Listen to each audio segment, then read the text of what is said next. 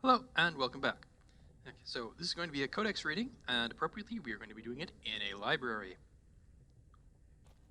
Let's see what we've learned. Creatures, the Nug. Hip deep in mad nugs, our screams deafen their keen ears. We will be Nug Poop. From songs that only Nugs can hear by Paragon Ebron 584 Exalted. The Nug is an omnivore common to the deep roads, a hairless creature that is almost blind, as well as completely docile. It spends most of its time wading in shallow pools as well as mud pits, feeding on small insects, worms, and in a pinch, limestone and simple metals. Indeed, the digestive system of the Nug is legendary, able to make a meal out of almost anything a Nug finds on the cavern floors. Nugs reproduce rapidly, spreading into any niche within the deep roads they can, and serve to support a variety of predators such as giant spiders and deep stalkers. So too do dwarves make meals out of them. Nugs are, in the poorer slum portions of Orzammar, one of the most common sources of meat available. Some dwarves even domesticate the creatures, claiming to find the creature's high-pitched squeaks pleasing.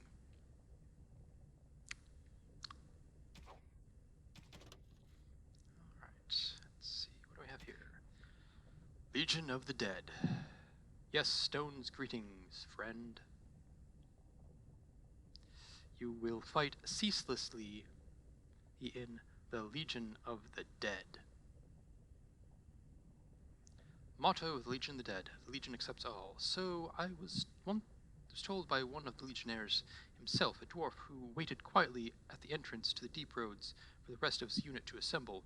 They gathered slowly, each equipped with heavy armor and fine weapons, each painted with grim tattoos applied at their funerals the night previous. For that is the nature of the Legion. They are all dead. Any dwarf who joins the Legion, so long as he is willing to give up everything he has. Any dwarf may join the Legion. The funeral rites are somber. A final goodbye is said to family and loved ones. Any material goods are dispersed to heirs, and the last words are said, and then it is done. The new legionnaire marches out into the deep roads, never to return. The Legion fights against the Darkspawn to the last, striking one final blow against the monsters that have claimed so much of their homeland. Many join the Legion to clear the slate. Criminals join to avoid punishment. The dishonored join so that their houses and families need not suffer their behalf. The bankrupt join so their debts may be forgiven. A very few join for a last chance at glory, but the Legion takes them too. This group hopes to reach the fabled fortress of Bonehammer, once the Legion's home, associated with the greatest of their paragons. Bonehammer is a holy place. Its loss is the last great blow against the Dwarven kingdoms, and its recapture would be a glorious signal to all of Orzammar. But capture it or no, all of these warriors will die in the deep roads. It is some sobering thought. And I now know why the dwarves say the Legion's charge is the battlefield's most frightening sight. They have nothing left to lose. From Stone Halls of the Dwarves by Brother Genetivi, Chantry Scholar. The Paragons. As I studied among the dwarves, I became aware that their social system was as rigid as the stone that surrounded them. From the lowest servant to the king of Orzammar, each dwarf had a caste, as rigid social standing, which dictates what he may do and how he may do it. What fascinated me then was that the dwarves, stubborn and proud as they may be, have built in a way that, even the lowliest dwarf can bypass the caste system and reach prominence. Any dwarf who has made an achievement of significance can be named Paragon, elevating that dwarf above all others. To become a paragon is to be recognized as essentially a living ancestor. Your words are considered ineffable, and the dwarves liken you unto a god. Your family, those whose you choose to ascend with you, become the founders of a new line of nobility. Indeed, every existing noble house among the dwarves traces its line back to a founding paragon. It is a rare thing, however. In my visit, I learned that only one paragon has been elected in generations, the smith Bronca, exalted for her discovery of smokeless coal. I met the paragon Bronca only once during my stay, and I considered it an odd occasion indeed. Surrounded by those of her house, this ill-tempered woman was draped in the finest clothing and jewelry, and was obviously revered even above the highest nobles, perhaps even above the king. Yet she seemed to enjoy none of it. The burden of being a living legend is great, it appears. Statues of the paragons are found throughout Orzammar, though nowhere so prominently as the Hall of Heroes through which one passes on entering from the surface. It is a breathtaking sight to behold. Great works of stone, all seeming to hold up the ceiling above. It is meant to impress upon the visitor to Orzammar of all who have gone before, I think. It is also meant to remind dwarves going to the surface and thus abandoning their brethren forever of all they are leaving behind. From Stone Halls of the Dwarves by Brother Jan TV, Gentry Scholar. Yeah, that is, I think that's understand. Some of the great works that we see from times past are fundamentally just intended to impress people coming in, or going out for that matter. A lot more difficult to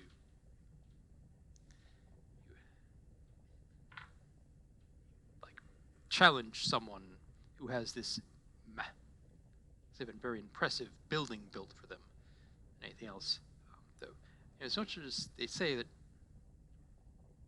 even the lowliest dwarf can bypass the caste system to reach prominence, it's kind of a question of, okay, how much chance are the lower classes going to have to do that?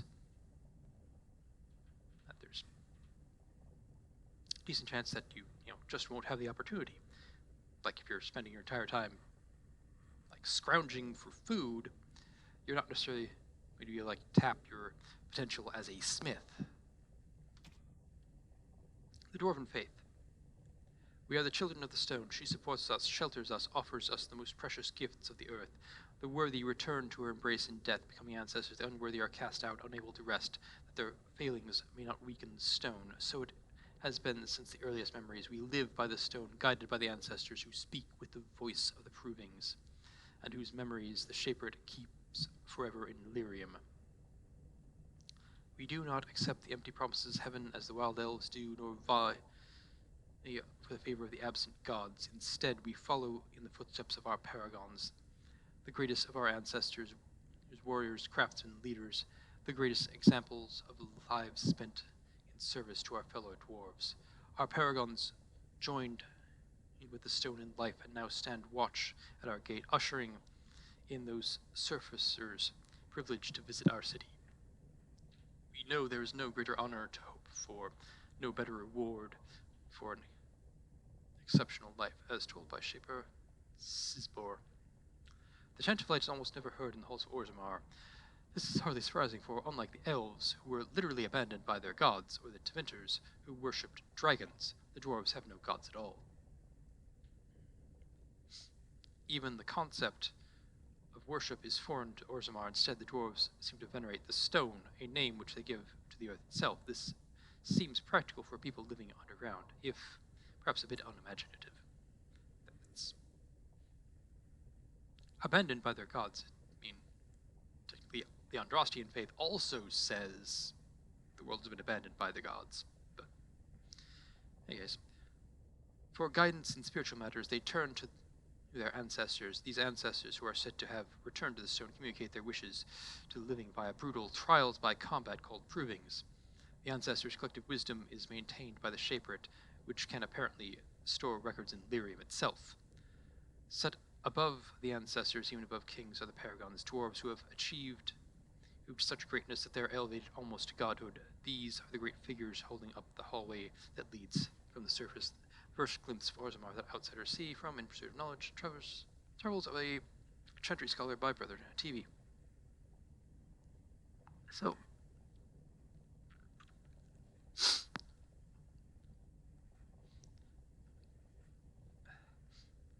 I'm not sure if I've talked about this, but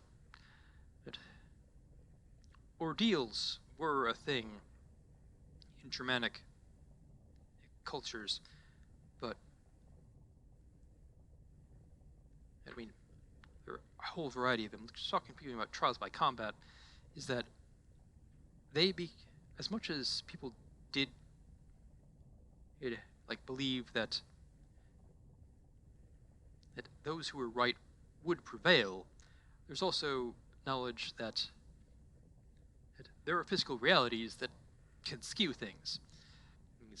Like if two people specifically had to fight, they would often the jury or like the people in charge would try to assess their physical abilities and possibly give someone a handicap if they couldn't, if like they thought that this person had a significant physical advantage over their opponent. And there's also a thing where you could get champions to fight for you and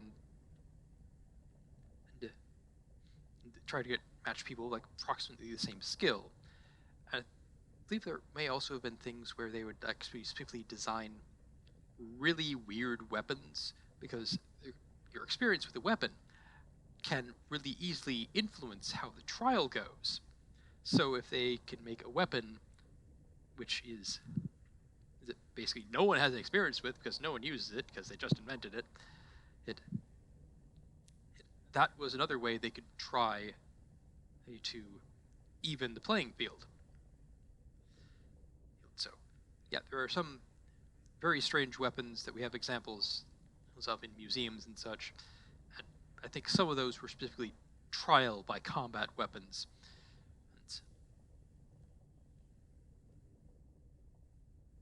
Anyway.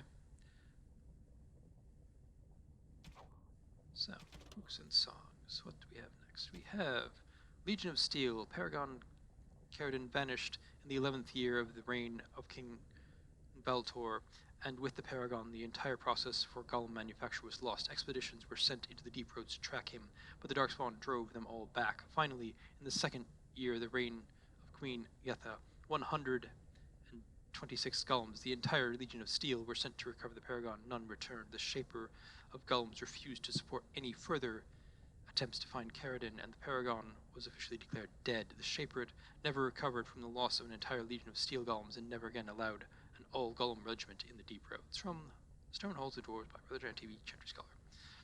Okay, so this I find neat. The use of the 11th year of this king, 2nd year of this queen.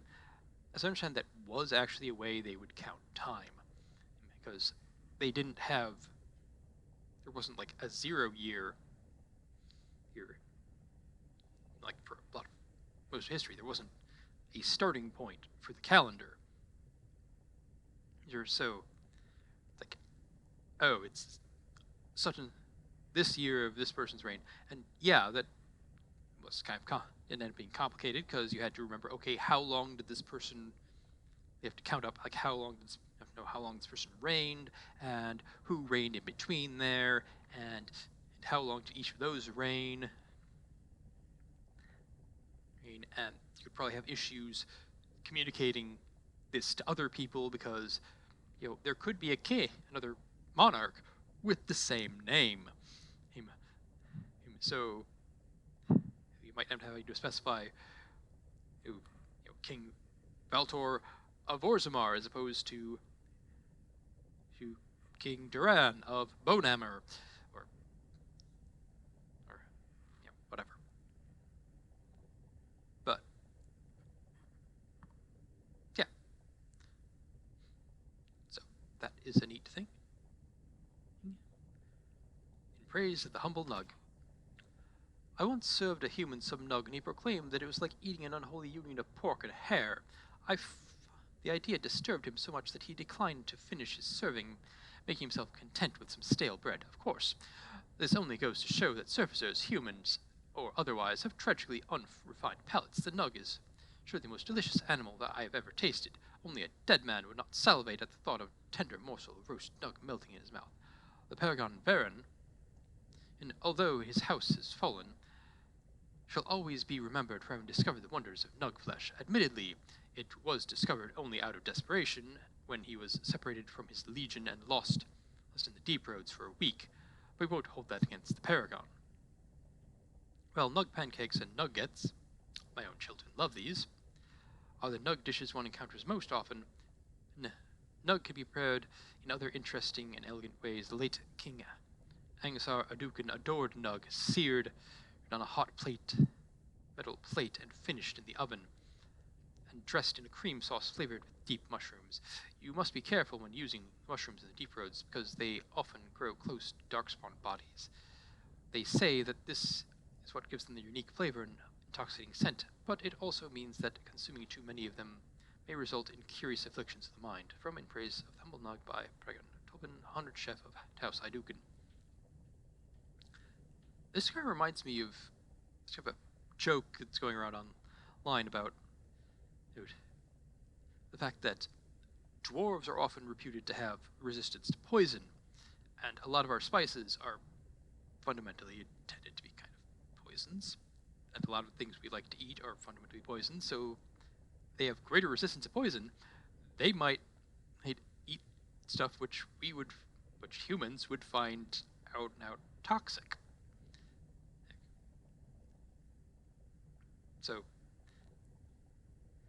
the idea that, nugs, which probably eat things which most humans find toxic, might also not be terribly good for them to eat, and deep mushrooms, which apparently grow close to darkspawn bodies, might also carry some toxins. Yeah.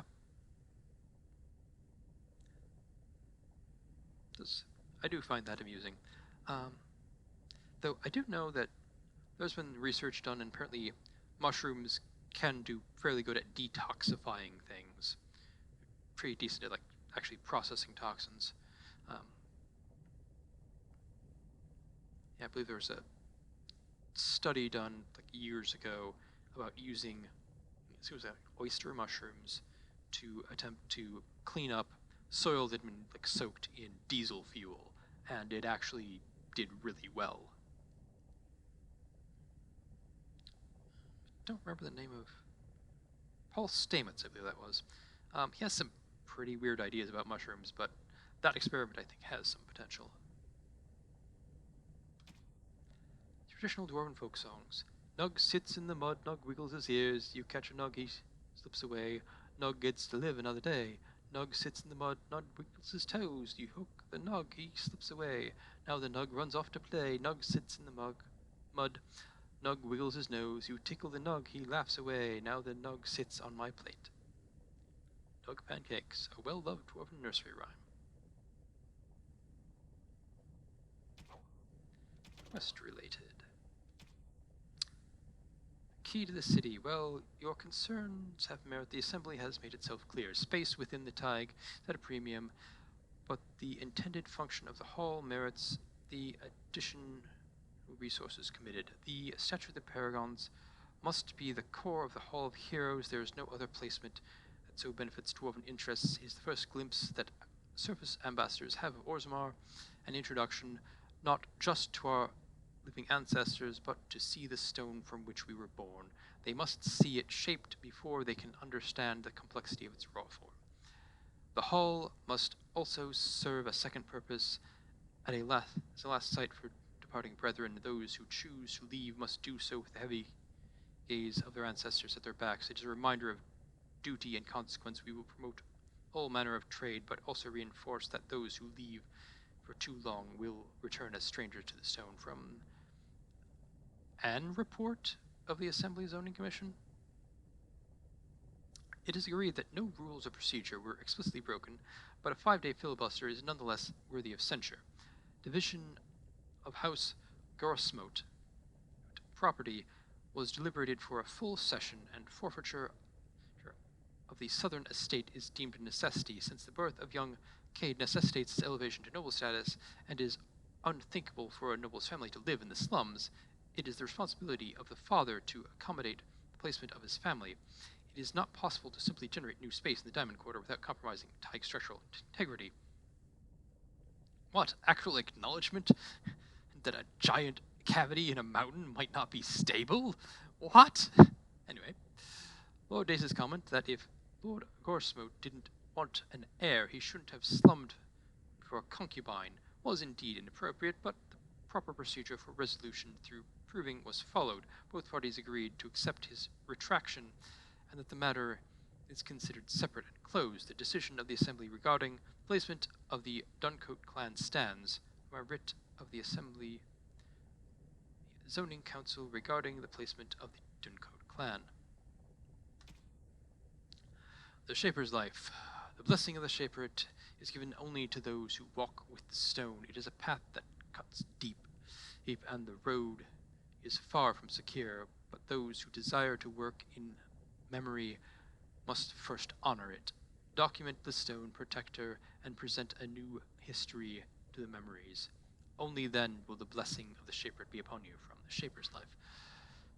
Orzammar has carved a legacy from the stone, but history is more than the comings and goings that fill the streets. The caverns are old cuts and well-traveled.